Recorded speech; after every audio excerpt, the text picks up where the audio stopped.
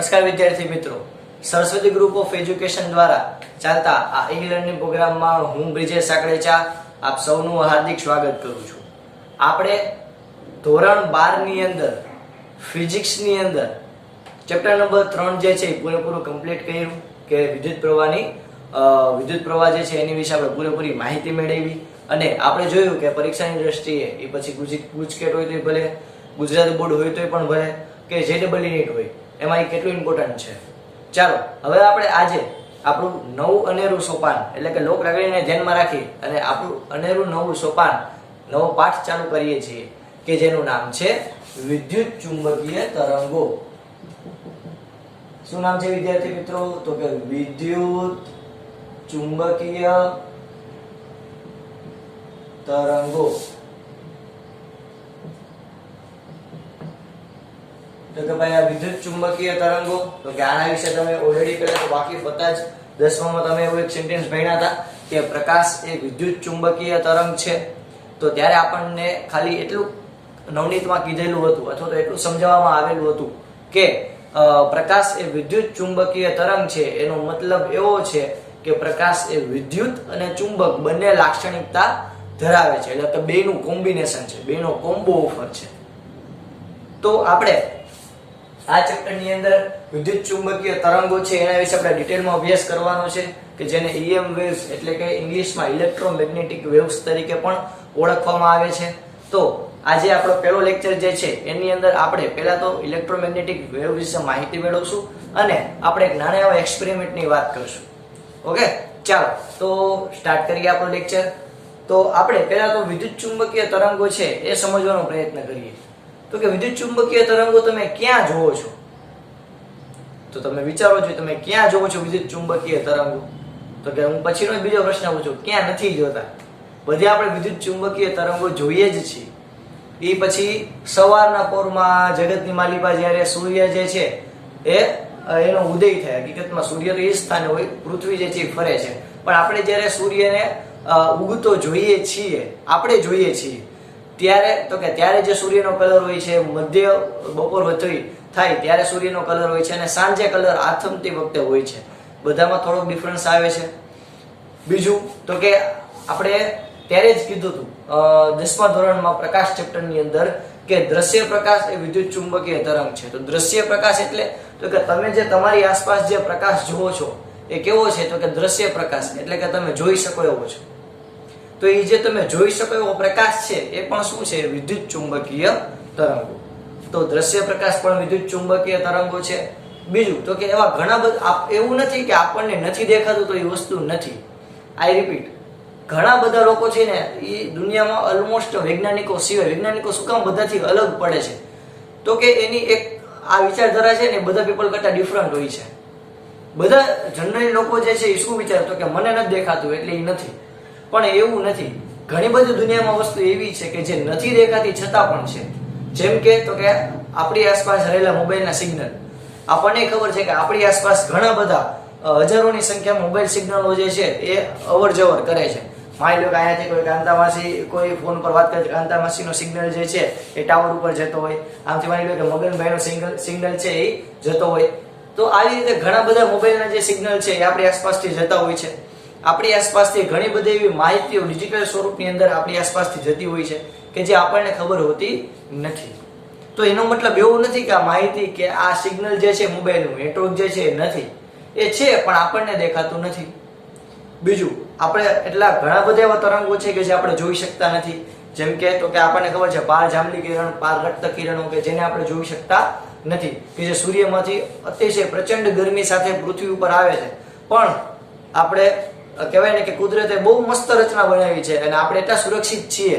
આપણે તમે 5મા ચેપ્ટરમાં ગુંચકીય વાળું આખું કહેવાય ને કે ચેપ્ટર હતું, ગુંચકીય એટલે તો કે ચુંબકીય ક્ષેત્ર વાળું પૃથ્વીનું આખું આપણે ડિટેલમાં અભ્યાસ કરતા હતા.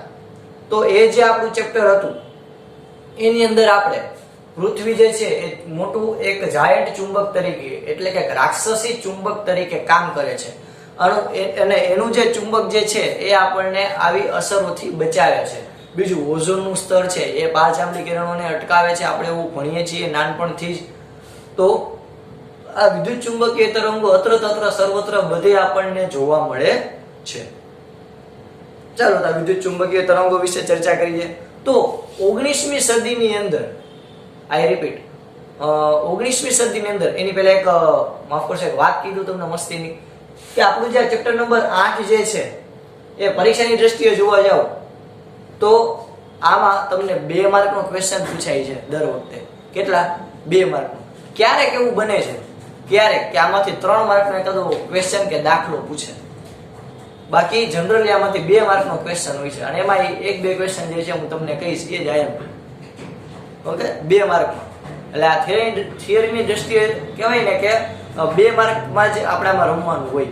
બીજું અગત્યની વાત કે આ ચેપ્ટર જે છે ને એ આપણે રોકડા માર્ક આપતું ચેપ્ટરની અંદર ગણતરી કરી શકીએ, કારણ કે આ ચેપ્ટર ખૂબ જ નાનું છે. બીજું એકદમ થિયોરેટિકલ છે, એટલે કે આપણે આમાં કંઈ બહુ અઘરી ભદ્રમ ગણતરી કરવાની નથી. બસ એક થિયરી જે છે એ જ આમ યાદ રાખવાની.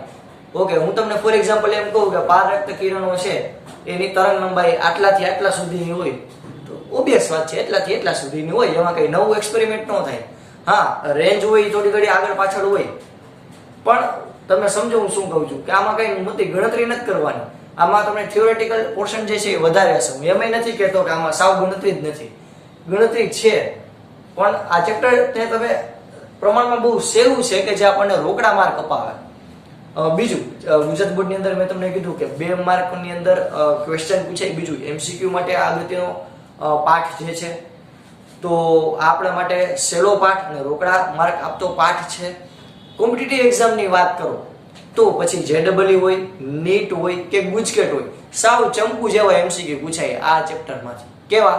સાવ ચંપુ જેવા, સાવ ચમન જેવા એમસીક્યુ પૂછાય. એ જેડબલઈ, નીટ કે ગુજકેટ હોય આ ચેપ્ટરમાંથી. કારણ કે મેં તમને કીધું કે આ ચેપ્ટર રોકડા માર્ક અપાવતું ચેપ્ટર છે.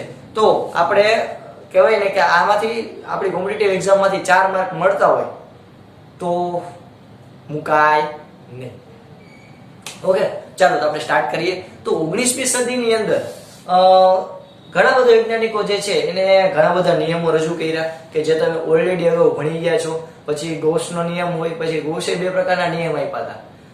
એક જે છે એ વિદ્યુત ક્ષેત્રને લગતા નિયમ હતા, અને એટલે કે વિદ્યુત ક્ષેત્રનો નિયમ તમને ખબર છે કે E/ds, સંકલન of E/ds is equal two, very good, Q/ε0. ત્યારબાદ તો કે એને કહેવાય કે ચુંબકની અંદર પણ ગૌસે એક નિયમ આપ્યો હતો. ઓકે, જે આપ સૌ જાણો છો, આપણે હમણાં જ આગળ જોશી. ત્યારબાદ કહેવાય કે લોરેન્સ બળ છે કે એવી ઘણા બધા બળ જે છે એનો અભ્યાસ જે છે આ બધા નિયમો અલગ અલગ આપી દીધા હતા. હવે એક માથા ભરેલો માનવી એટલે કે મેક્સવેલ નામનો વૈજ્ઞાનિક હતો, એને 19મી સદીની અંદર ઘણા બધા એવા આ બધા જે નિયમ આપ્યા હતા એ નિયમને એકબીજા સાથે સાંકળવાનો પ્રયત્ન કર્યો. એટલે કે આ બધા નિયમ જે છે એ એકબીજા સાથે ક્યાં કનેક્ટિવ થાય છે, આ બધા નિયમને ભેગા કરી આ બધા નિયમને એક બંધ પૃષ્ઠની આકૃતિ એટલે કે ક્લોઝ લૂપની આકૃતિ દ્વારા સમજી અને એને એના વિકલ સ્વરૂપો, વિકલ સમીકરણો રજૂ કરવાની ટ્રાય કરી. એટલે વિકલિત dϕ/dt જેવા, એટલે કે વિકલન આવતું એવા વિકલ સમીકરણો જે છે એ તારવવાની એને કોશિશ કરી અને એમાં ભરપૂર સફળતા મળી. અને આ મેક્સવેલના કહેવાય ને કે અખૂટ પ્રયાસો દ્વારા આપણે આ વિદ્યુત ચુંબકીય તરંગો છે એ સમજી શક્યા. પેલા ક્લિયર થયું? તો આપણે અહીંયા વિદ્યુત ચુંબકીય તરંગો જે છે એ સમજ્યા. તો એના માટે સૌથી મોટી સિદ્ધિ જે છે એ મેક્સવેલ નામના વૈજ્ઞાનિકોને એટલે કે મેક્સવેલ નામના વૈજ્ઞાનિકને જાય છે. આઈ રિપીટ, 19મી સદીની અંદર આવા ઘણા બધા આપણને નિયમ મળ્યા હતા, એને સાંકળી અને એના વિકલ્પ સ્વરૂપમાં રજૂ કર્યા. આટલું ક્લિયર છે? ચાલો હવે પહેલા તો હું તમને 8.2 એટલે કે પહેલા હું તમને સ્થાનાંતરિત પ્રવાહ વિશે સમજાવીશ, પછી આપણે પ્રસ્તાવના અને સ્થાનાંતરિત પ્રવાહ બંને વિશે ચર્ચા કરીશું કે જેથી તમને કહેવાય ને સમજે. કારણ કે આપણી ટેક્સ્ટબુકમાં બહુ મસ્તીનું આપ્યું છે કે પહેલા આ પ્રસ્તાવનાની અંદર સ્થાનાંતરિત પ્રવાહ સમજાવ્યું, એટલે કે સ્થાનાંતરિત પ્રવાહનો બધે ઉલ્લેખ આપ્યો વાક્યમાં. પછી 8.2 ની અંદર સ્થાનાંતરિત પ્રવાહ શું છે એ સમજાવ્યું છે. એટલે પહેલા નામ આપી દીધું પછી સમજાવ્યું છે. આપણી મેથડ પ્રમાણે પહેલા આપણે સમજશી સ્થાનાંતરિત પ્રવાહ એટલે શું કામ એની જરૂરિયાત પડી, અને પછી આપણે પ્રસ્તાવના અને જેટલી પણ આગળની થિયરી જે છે 8.1 અને 8.2 એ આપણે અભ્યાસ કરીશું. ઓકે વિદ્યાર્થી મિત્રો, તો ચાલો આપણે સ્ટાર્ટ કરીએ સ્થાનાંતરિત પ્રવાહ વિશે. તો હવે આપણો જે ટોપિક જે છે મસ્ત મજાનો, એનું નામ છે સ્થાનાંતરિત પ્રવાહ. સ્થાનાંતરિત પ્રવાહ.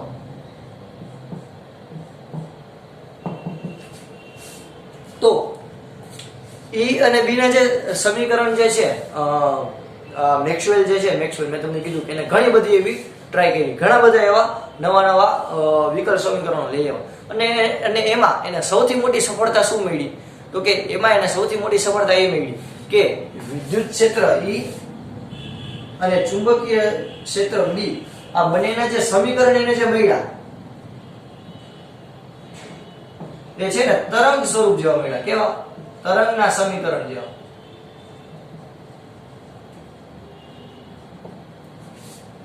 તો મેક્સવેલને આ વિદ્યુત ક્ષેત્ર E અને ચુંબકીય ક્ષેત્ર B ના જે સમીકરણ મળ્યા એ તરંગના સમીકરણ જેવા મળ્યા.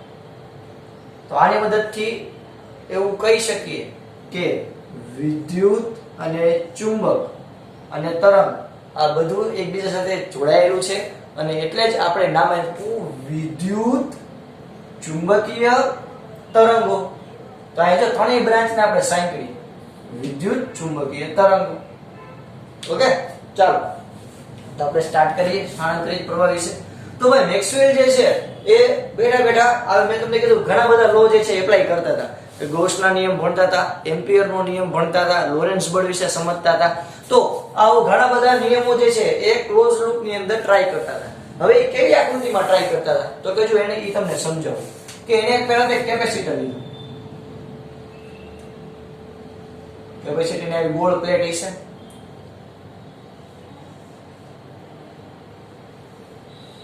એની સાથે બેટરી, આવી રીતે એને કેપેસિટર ધરાવતી અને એક બેટરી ધરાવતી એક આખી આવી રચના લીધી. તો ઓબવિયસ વાત છે કે આ બંધ ગાળો થાય જ્યારે આમાંથી વિદ્યુત પ્રવાહ વહે, જ્યારે આમાંથી સ્વિચ ચાલુ હોય છે તો આમાંથી શું વહેશે, તો કે ભાઈ વિદ્યુત પ્રવાહ વહેશે આવી રીતે.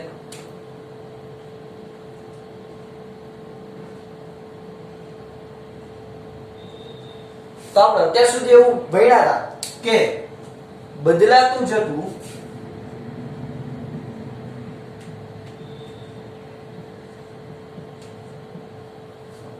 જતું ચુંબકીય ક્ષેત્ર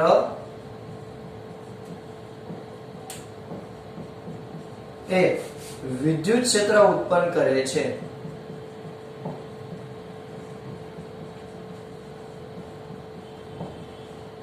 આપણે ચેપ્ટર નંબર 4 માં એવું ભણ્યા હતા કે કોઈ પણ પદાર્થમાંથી વિદ્યુત પ્રવાહ ઉત્પન્ન કરો એટલે કે વિદ્યુત પ્રવાહ કોઈ માંથી પસાર થાય તો એ ચુંબકીય ક્ષેત્ર ઉત્પન્ન કરે છે.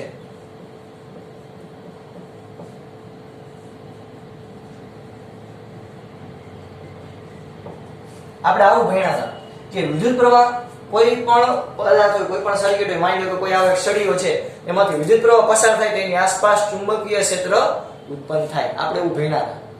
તો અહીંયા આપણે જો વિદ્યુત પ્રવાહ પસાર થાય છે તો ઓબવિયસ વાત છે કે એની આસપાસ ચુંબકીય ક્ષેત્ર ઉત્પન્ન થતું જ હોવું જોઈએ. ઓબવિયસ વાત છે. અહીંયાથી જો વિદ્યુત પ્રવાહ પસાર થાય તો આની આસપાસ શું ઉત્પન્ન થવું જોઈએ? ચુંબકીય ક્ષેત્ર. હવે તમે પહેલાના ચોથા ચેપ્ટરમાં તમે ભણી ગયા હતા કે આવી રીતે કોઈ સળીઓ હોય એના દ્વારા ઉત્પન્ન થતું ચુંબકીય ક્ષેત્ર એકદમ વર્તુળાકાર હશે. પછી તો કે એમાં તમે એમ્પિયર સર્કિટનો નિયમ એવો ભણ્યા કે એમ્પિયર સર્કિટનો નિયમ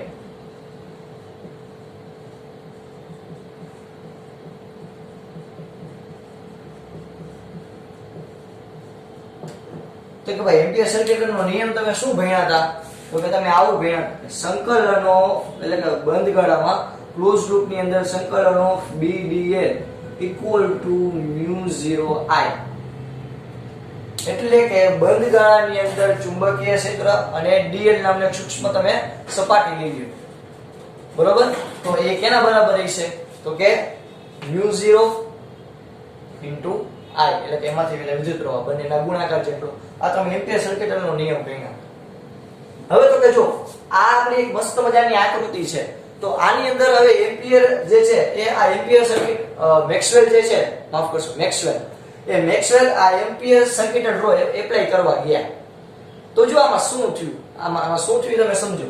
તો કે જો આ બિંદુ પાસે ફોર એક્ઝામ્પલ એને ચુંબકીય ક્ષેત્ર ગોતવું છે. તો આ બિંદુ પાસે ચુંબકીય ક્ષેત્ર જે છે, જો વિદ્યુત પ્રવાહ આમ જાય છે તો ચુંબકીય ક્ષેત્ર વર્તુળાકાર આવી રીતે રચાશે. આટલા ક્ષેત્રફળ ધરાવતી સપાટી આપણે લઈએ તો ચુંબકીય ક્ષેત્ર જે છે આવી રીતે રચાશે. તો આના માટે આનો હું કહું પહેલો કિસ્સો. તો પહેલું તો કે પહેલા કિસ્સા માટે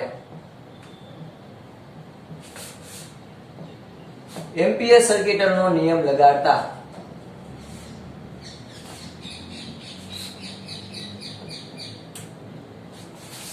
એમ્પિયર સર્કિટનો નિયમ લગાડતા તો આપણે જો પહેલા કિસ્સામાં એમ્પિયર સર્કિટનો નિયમ લગાડી તો શું થશે?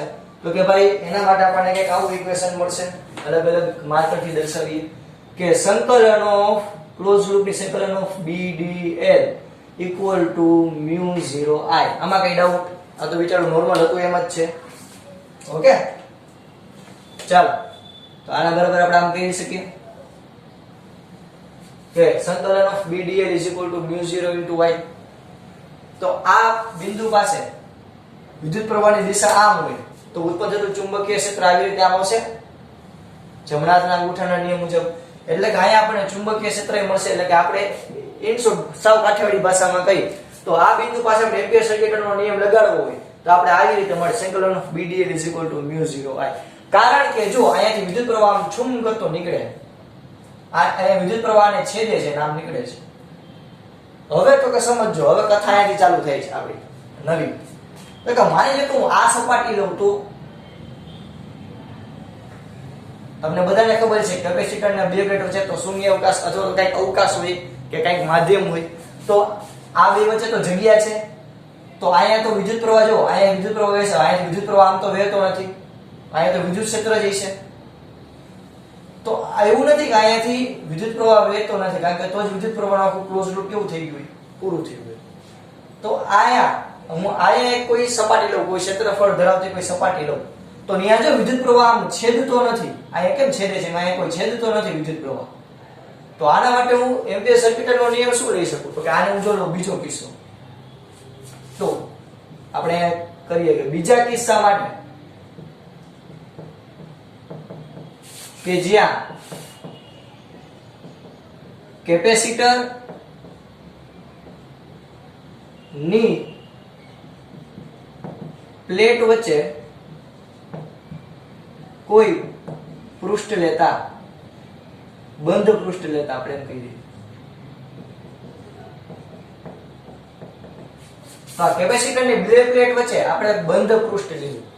તો આના માટે આપણે એમ્પિયર સર્કિટનો નિયમ શું કહી શકીએ?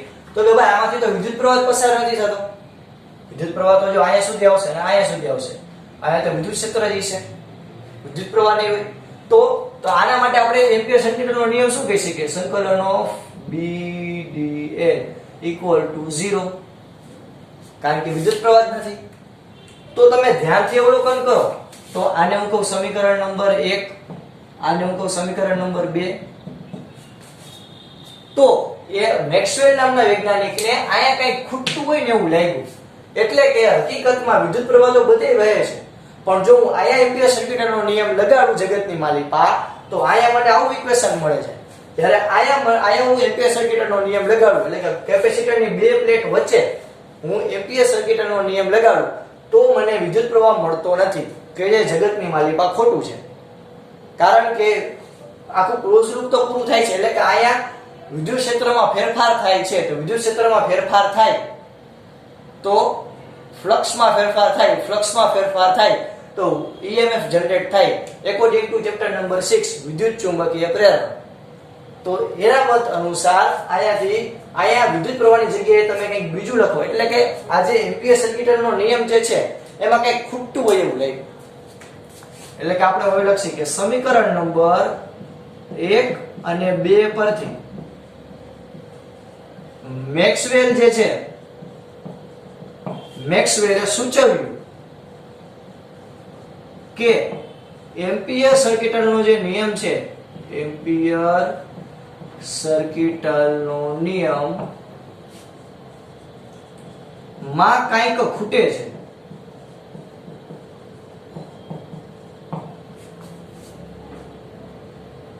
એમ્પિયર સર્કિટલનો નિયમ ખોટો નથી, એમ્પિયર સર્કિટલનો નિયમ બિચારો ખોટો નથી, સાચો જ છે. પણ કોઈ વૈજ્ઞાનિકો જે છે એ એના નિયમ આપતા હોય, એના ઘણા બધા નિયમો જે છે એ બનાવતા હોય, આપણને નિયમ વર્લ્ડ વાઇડ રજૂ કરે, તો અમુક કિસ્સાઓ એવા પણ હોય કે જેમાં નિયમ લાગુ પડતો ન હોય, જેને આપણે અપવાદી કહીએ. તો જ્યારે એમ્પિયરે બિચારાએ આવો નિયમ કાઢ્યો હોય છે, સંકલન ઓફ BDL = μ0I, ત્યારે એ આ કિસ્સો વિચારવાનું ભૂલી ગયો હોય છે, એવું હોઈ શકે. તો આપણે તમારા ટેક્સ્ટબુકમાં તમે જોશો તો આવી મસ્ત મજાની એક આકૃતિ દોરેલી છે, આવી કહેવાય ને કે આખું ગાગર જેવું લાગે, આવી રીતે જો આખી આકૃતિ દોરેલી છે. આકૃતિ શું સૂચવે તો કે કઈ નવું નથી. આ બિંદુ પાસે વિદ્યુત ક્ષેત્ર માફ કરશો, આ બિંદુ પાસે વિદ્યુત પ્રવાહ અંદર જાય છે, એટલે અહીંયા આપણે એમ્પિયર સર્કિટલનો નિયમ આ લગાવી શકીએ. આ બીજી જે મેં કિસ્સો કીધો એમાં એમ્પિયર સર્કિટલનો નિયમ આમ મળે, તો એનો મતલબ એમ કે આમાં કંઈક ખૂટે છે. પહેલા આટલું ક્લિયર થયું. તો ચાલો આ વસ્તુ કેવી રીતે ખૂટે છે આપણે એ સમજવાનો પ્રયત્ન કરીએ. બીજું તો કે સમજો કે આ સપાટી પાસે એમ્પિયર સર્કિટલનો નિયમ સંકલન ઓફ BDL = μ0I હોય. હવે કદાચ સપાટી આપણી આવી હોય ને તો એમાં એમ્પિયર સર્કિટલનો નિયમ એમ જ લાગે. જો માની લો કે આવી રીતે કોઈ સપાટી હોય,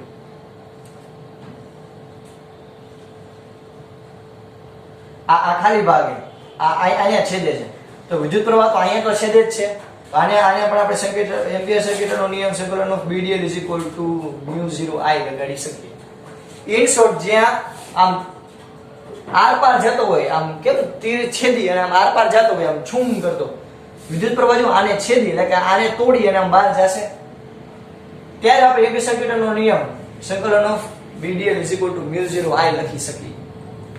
પણ અહીંયા જો આ વિદ્યુત પ્રવાહ જે છે એને છેદીને આમ છૂમ કરીને બહાર જતો નથી. આટલાકમાં કંઈક ગુપ્ત રીતે આંતરિક રીતે કંઈક વિલુપ્ત થઈ જાય છે, આમ ખોવાઈ જાય અને ડાયરેક્ટ અહીંયાથી પાછું જડે. તો આટલા કિસ્સાની અંદર આપણે એમ્પિયર સર્કિટલનો નિયમ લગાડવો હોય તો કે એના માટે મેક્સવેલ આપણને બહુ સારી એવી મદદ કરી અને આપણને એવું સૂચવ્યું કે આમાં આપણે કેવી રીતે પહેલા તો લખી શકીએ.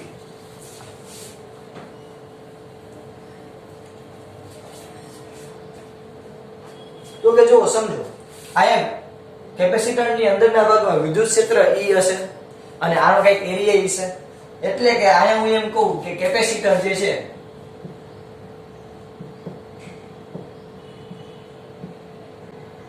કેપેસિટર એનું વિદ્યુત ક્ષેત્ર E હોય અને એનો ક્ષેત્રફળ સદિશ A હોય. વિદ્યુત ક્ષેત્ર E હોય અને એનું જે ક્ષેત્રફળ જે છે એ A જેટલું હોય. તો આપણે એના ઉપરથી એવું લખી શકીએ કે E = σ × ε0. કઈ માર્કર લઈ તો કે એક પહેલા તો મસ્ત હેડિંગ આપી દી, સ્થાનાંતર પ્રવાહની સમજૂતી.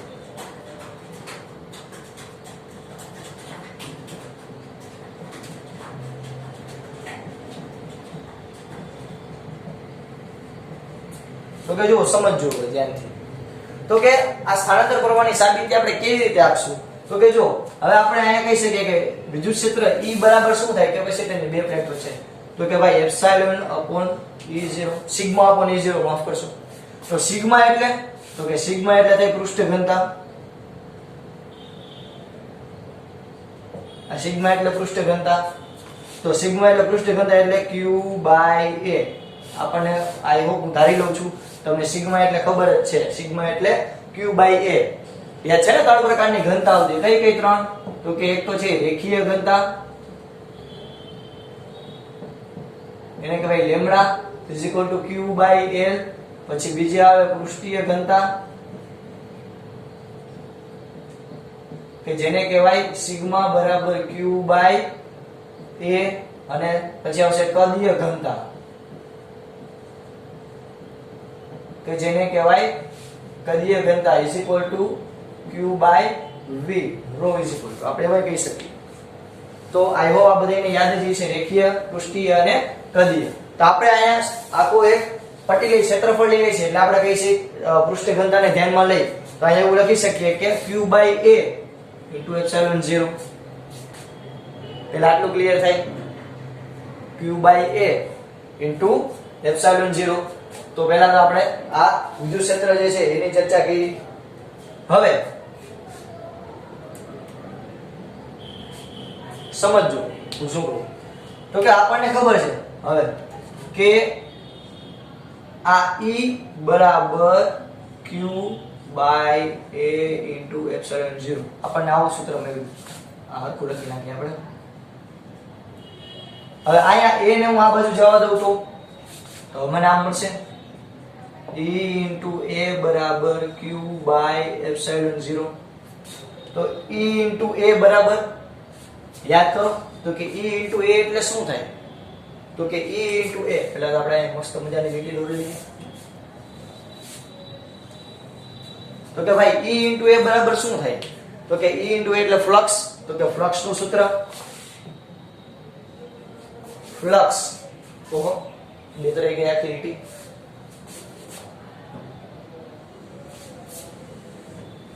તો કે ફ્લક્સ phi બરાબર q/ε0. હવે તમે વિદ્યુત ચુંબકીય પ્રેરણ જે છે આ છઠ્ઠું ચેપ્ટર આપણા સિલેબસ નું છઠ્ઠું ચેપ્ટર એમાં તમે એવું ભણશો કે જ્યારે કોઈ આવી રીતે કોઈ ચુંબક હોય NS અને અહીંયા કોઈ ઓલું સોલેનોઇડ જેવી આખી વર્તુળાકાર લૂપ હોય કે જેની સાથે આપણે ગેલ્વેનોમીટર જોડી દઈએ તો આ ચુંબકને જે હું નજીક કે દૂર લઈ આવું નજીક કે દૂર લઈ આવું ડિસ્કો કરાવું તો આ ગેલ્વેનોમીટર જે છે એ આવર્તન દર્શાવશે. એટલે કે હું કોઇલ જે છે આવડી આ જે વર્તુળાકાર ગૂંચળું એને સ્થિર રાખું અને ચુંબકને આમ ગતિ કરાવું તો અહીંયા કોઇલની અંદર EMF પ્રેરિત થાય. શું થાય? EMF વોલ્ટેજ ઉત્પન્ન થાય છે કે જે ફેરાડેનો લો કહેવાય, ફેરાડેનો નિયમ કહેવાય. ઓકે, મેં તમને આ સૌથી પહેલા જ કીધેલું કે મેક્સવેલે બધા નિયમને ભેગા કર્યા અને વિકલ સમીકરણ ધાર્યું. તો જો એમ્પિયર સર્કિટનો નિયમ આવ્યો, હવે ફેરાડેનો લો આવશે. તો ચેપ્ટર નંબર 6 હું એક કાઉન્સમાં લખી નાખું. ચેપ્ટર નંબર 6 પરથી ફેરાડેના નિયમ મુજબ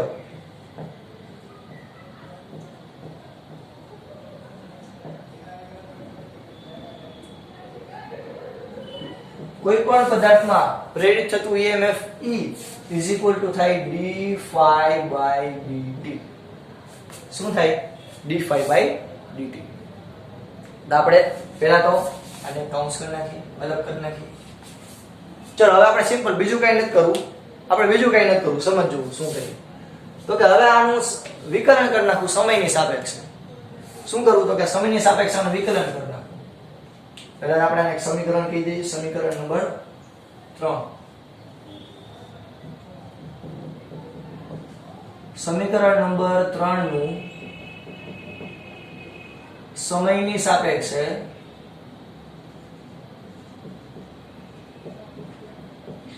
વિકલન કરતા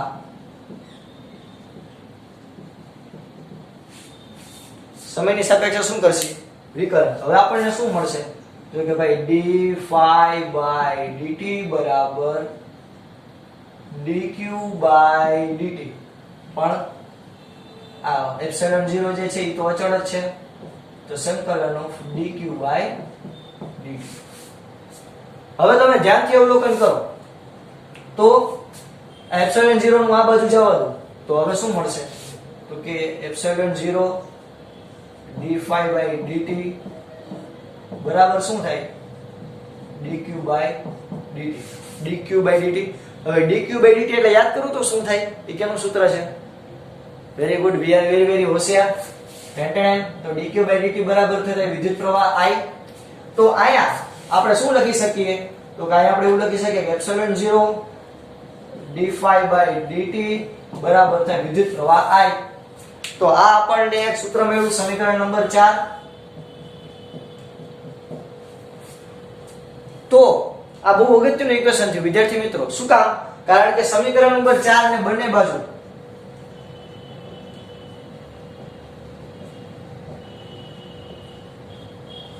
μ0 વડે ગુણ,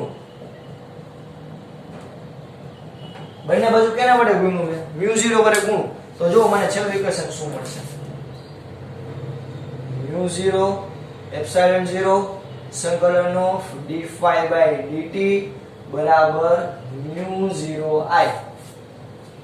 તો આનો મતલબ શું થયો? તો કે તમે ભાઈ μ0i બરાબર તમે શું લખી શકો? તો કે μ0 એપ્સિલોન 0 d∅dt તમે આવું લખી શકો. તો આ ક્યાં લખવાની આપણને જરૂર પડી? તો કે અહીંયા જો આપણને આ બિંદુ પાસે આપણને એમ્પિયર સેકન્ડનો નિયમ મળતો તો μ0i. પણ યાદ કરો મેં તમને કીધું હતું કે કેપેસિટરની આ પ્લેટ વચ્ચે આપણે આ કેપેસિટરની જે આ અવકાશ વચ્ચેની જે પ્લેટ છે ત્યાં આપણને એમ્પિયર સેકન્ડનો નિયમ નથી મળતો. શું કામ નથી મળતો? તો કે ત્યાં વિદ્યુત પ્રવાહ ક્યાંય જતો જ નથી. તો આપણે અહીંયા કંઈક એવું પદ ખૂટે છે. તો અહીંયા તમે વિદ્યુત પ્રવાહ μ0i ની જગ્યાએ શું લખી શકો? તો કે μ0 એપ્સિલોન 0 d∅dt. શું કામ? તો કે ભાઈ અહીંયા વિદ્યુત ક્ષેત્રમાં ફેરફાર થાય. વિદ્યુત ક્ષેત્રમાં ફેરફાર થાય તો ફ્લક્સમાં ફેરફાર થાય. વિદ્યુત ક્ષેત્રમાં ફેરફાર થાય તો કેમાં ફેરફાર થાય વિદ્યાર્થી મિત્રો? ફ્લક્સમાં ફેરફાર થાય. તો ફ્લક્સમાં ફેરફાર થાય એનું સૂત્ર આપણી પાસે નહોતું જે મેક્સવેલે મેળવ્યું. તો આપણને હવે ખબર પડે શું? તો કે આ બિંદુ પાસે મારે ચુંબકીય ક્ષેત્ર જોતું હોય તો આ બિંદુ પાસે મને ચુંબકીય ક્ષેત્ર કેટલું મળશે? તો કે આ બિંદુ પાસે મને ચુંબકીય ક્ષેત્ર મળશે સંકલન ઓફ BDL = μ0i. આ બિંદુ પાસે એટલે કે આ કેપેસિટરમાં કોઈ પણ અવકાશ પાસે મને ચુંબકીય ક્ષેત્ર જોતું હોય તો કે મને મળશે સંકલન ઓફ BDL = μ0i. તો નહીં આવે કારણ કે વિદ્યુત પ્રવાહ તો વહેતો નથી. તો એની જગ્યાએ તમે શું મૂકી શકો? તો કે એની જગ્યાએ આપણે મૂકી શકું μ0 epsilon 0 d∅dt.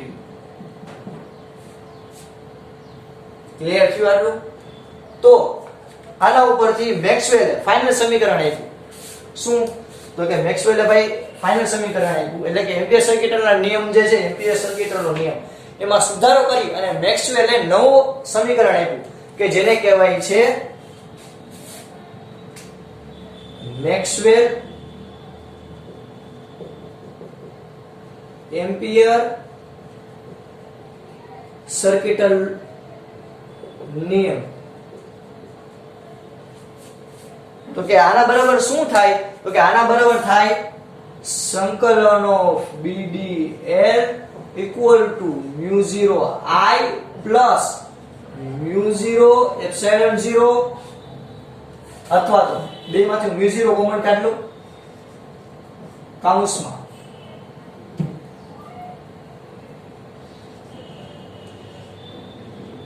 i plus epsilon 0 d∅dt.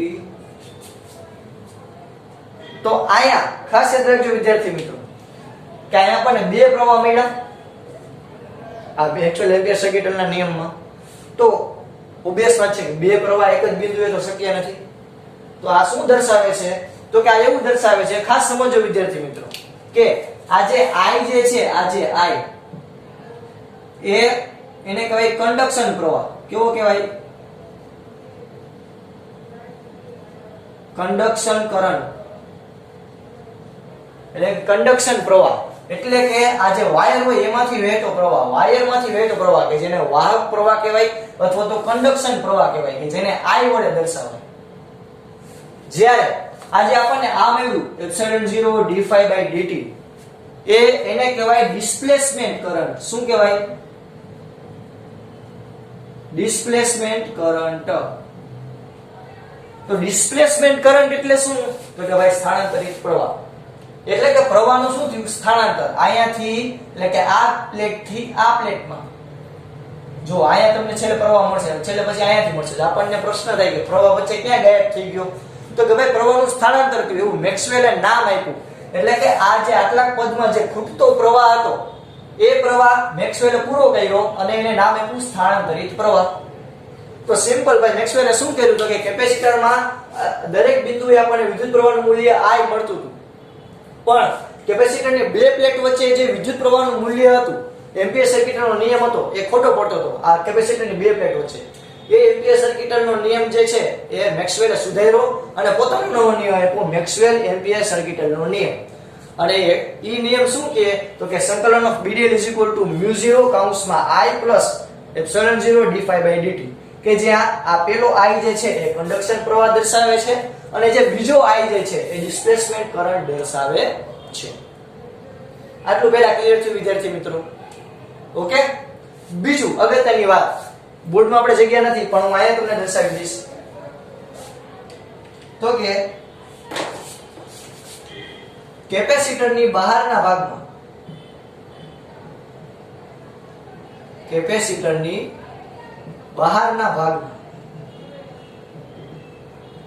એટલે કે આ કેપેસિટરની બહારનો ભાગ, આવડો આખો બહારનો ભાગ, એ બહારના ભાગમાં વિદ્યુત પ્રવાહ I બરાબર IC એટલે કે કન્ડક્શન પ્રવાહ આપણને મળે.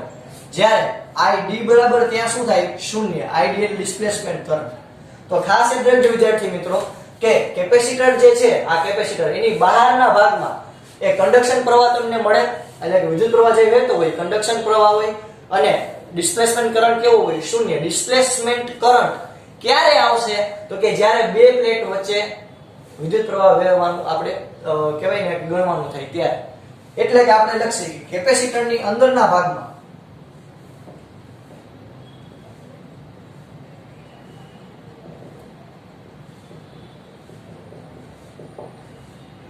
I બરાબર ID, તો કેપેસિટરની અંદરના ભાગમાં કન્ડક્શન કરંટ શું થાય? શૂન્ય. ઓકે, ક્લિયર થયું? તો કે કેપેસિટરની બહારના ભાગમાં કન્ડક્શન પ્રવાહ મળશે અને કેપેસિટરની અંદરના ભાગમાં ડિસ્પ્લેસમેન્ટ પ્રવાહ મળશે. બેનો એકમ તો એક જ છે, બે પ્રવાહ જ છે. તો આટલું પહેલા બધાને ક્લિયર થયું? ઓકે વિદ્યાર્થી મિત્રો, આપણે આ સુધી રાખીએ છીએ. બીજું, આજે મેં તમને સ્થાનાંતરિત પ્રવાહ અને આ મેં તમને કીધું કે આ ચેપ્ટરમાંથી ગણ્યા ગાંઠ્યા મેં તમને 4 થી 5 પ્રશ્ન છે કે જે 2 માર્કમાં પૂછાઈ શકે. એમાંનો એક સ્થાનાંતરિત પ્રવાહની સાબિતી. તમને આ 2 માર્કમાં પૂછાય કે સ્થાનાંતરિત પ્રવાહની સાબિતી આપો. તો તમારે અહીંયાથી લખવાનું, પહેલા આકૃતિ દોરીને અહીંયાથી લખવાનું કે કેપેસિટરની અંદર વિદ્યુત ક્ષેત્ર E હોય તો એના માટે પૃષ્ઠ ઘનતા એપ્સિલોન 0 બાય E0, પછી કથા ચાલુ કરી અને પૂરી કરી નાખવાની. ઓકે વિદ્યાર્થી મિત્રો, આખી સ્થાનાંતરિત પ્રવાહની આખી સમજૂતી છે. આઈ હોપ બધાને ક્લિયર થઈ છે. ઓકે, ક્લિયર થયું? સિમ્પલ. તો કે મેક્સવેલે બેઠા બેઠા અખતરા કરતા હતા અને એને જોયું કે આ બિંદુ પાસે એટલે કે ભાઈ કેપેસિટરની બહારના ભાગમાં દરેક બિંદુ પાસે એમ્પિયર સર્કિટનો નિયમ સાચો હતો, પણ કેપેસિટરની અંદરના ભાગમાં એમ્પિયર સર્કિટનો નિયમ ખોટો હતો. તો એ મેક્સવેલે સુધાર્યો, પછી વઘાર્યો અને પછી વઘારી અને છેલ્લે આપણને નિયમ આપ્યો મેક્સવેલ એમ્પિયર સર્કિટનો નિયમ. એટલે કે કેપેસિટરની બહારના ભાગમાં વિદ્યુત પ્રવાહ જે છે એને કહેવાય કન્ડક્શન પ્રવાહ, અંદરના ભાગમાં વિદ્યુત પ્રવાહ આવે એને કહેવાય સ્થાનાંતરિત પ્રવાહ. આઈ હોપ બધાને આ સુધી ક્લિયર થયું હશે. આ બધું તમારે તમારી પાકી બુકમાં એકવાર અને રફ બુકમાં એકવાર લખવાનું છે. ટોટલ 2 વાર લખવાનું છે. ઓકે વિદ્યાર્થી મિત્રો, બીજી એક અગત્યની વાત તો કે આ બધું મેં જો રંગબેરંગી ટુકડી વાળું દોર્યું, એનો મીનિંગ એવો છે કે તમે સરળતાથી સારી રીતે વાંચી શકો, આ એટ્રેક્ટિવ લાગે. તો તમારી પાકી બુક અથવા તો તમે જે કોઈ પણ રેફરન્સ બુકમાંથી વાંચતા હોય તો એને ચિત્રી નાખો. ઓકે, કેવી રીતે? તો કે જો તમને એક મસ્ત સજેશન આપું, મારું ઓપિનિયન છે કે SS બોલ્ડ કરીને આવે. કઈ? તો કે SS બોલ્ડ. SS બોલ્ડ કરીને જે બોપ્લેન આવે એ SS બોલ્ડ બોપ્લેન છે. SS બોલ્ડ કાળી, રેડ અને બ્લુ ત્રણેયમાં અવેલેબલ છે. તો તમને બધાને ખાસ એક વિનંતી છે કે SS બોલ્ડ જે છે એ ખરીદી લ્યો અને એમાં જાડો પોઈન્ટ આવે. સાયકોલોજી એવું કહે છે કે જાડો પોઈન્ટ હોય ને એનાથી અક્ષર સારા થાય. તો મારો પર્સનલ અનુભવ છે. તો એ જે SS બોલ્ડ થી તમે અત્યારથી લખવાની શરૂઆત કરો કે જેથી બની શકે કે આપણા બોર્ડની અંદર પ્રેઝન્ટેશનનું પણ એટલું જ મહત્વ છે બધા સબ્જેક્ટની અંદર. ઓકે, તો તમે અત્યારથી પ્રેઝન્ટ કરતા શીખી જાવ. એક કાળી, એક બ્લેક, મીન્સ કે એક બ્લેક, બ્લુ અને એક રેડ 3 SS બોલ્ડ ખરીદી લ્યો. 10 રૂપિયાની અંદર આવી જશે. અને આવી રીતે ચતરંગી આખું તમે ક્વેશ્ચન બનાવો, તમારે એક પેજમાં બનાવો, પછી પેજ દ્વારા તમે અલગ અલગ આખા ફોલ્ડરમાં રાખી અને એક પેજ ક્વેશ્ચન વાઇઝ બનાવો. અલગ અલગ રીતની તૈયારી હોઈ શકે, પણ તૈયારી તમારે કરવાની છે. અમે આવી રીતે મસ્ત તમને શણગારીને આપી દીધું. આ બધો કિસ્સો જો અહીંયાથી શરૂઆત થઈ, આ 2, આ 3 અને બીજું અહીંયા આવી જાય. ક્લિયર વિદ્યાર્થી મિત્રો? આઈ હોપ તમે મારી વાત સમજો છો, હું ધારી લઉં છું. અહીંયા સુધી રાખીએ છીએ. હોમવર્ક તમને ખબર છે મેં કેટલું આપ્યું. અહીંયા સુધી રાખીએ. જય ભારત, જય હિન્દ. ચાલો બધા લખી લેજો.